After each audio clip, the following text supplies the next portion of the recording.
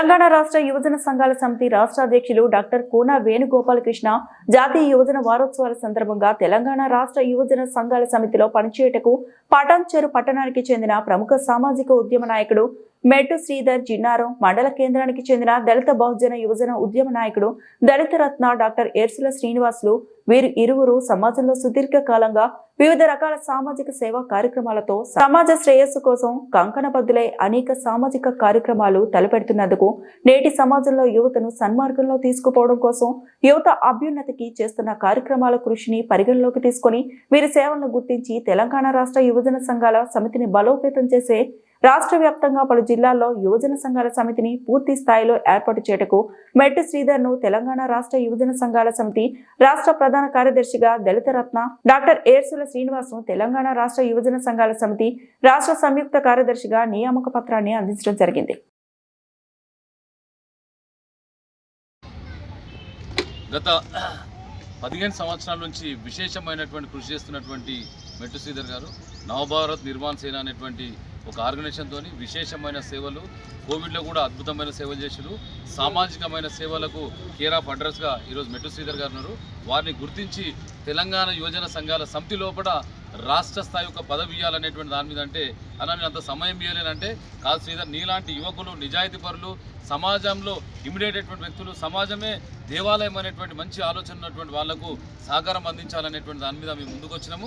ఆయన దాన్ని యాక్సెప్ట్ చేసినందుకు మా శ్రీధర్ గారు కూడా ప్రత్యేకమైన ధన్యవాదాలు. ఈ రోజు నుంచి మన మెట్టు శ్రీధర్ గారు తెలంగాణ యువజన సంఘాల సమితి ప్రధాన కార్యదర్శిగా నియమితులైనందుకు వారికి హృదయపూర్వకమైన ధన్యవాదాలు. రాష్ట్ర ప్రధాన కార్యదర్శి అయినందుకు వారికి ప్రత్యేకమైన ధన్యవాదాలు.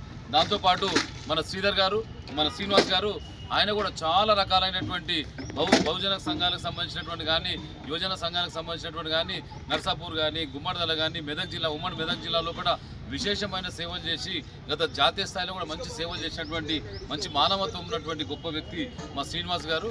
వారిని కూడా తెలంగాణ యువజన సంఘాల సమితి రాష్ట్ర స్థాయిలో కూడా ఒక సహాయ కార్యదర్శిగా వాళ్ళు నియమించడం అనేటువంటిది కూడా మేము అదృష్టంగా భావిస్తున్నాం. ఇలాంటి మంచి ఆనిముత్తలు రావాలి.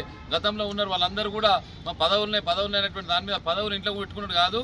ఈ రోజు నుంచి సమాజంలో చేసేటువంటి సేవ చేసే వాళ్ళందరూ గుర్తించి వాళ్ళ ఖచ్చితంగా ఉన్నత స్థాయికి తీసుకొద్దాం.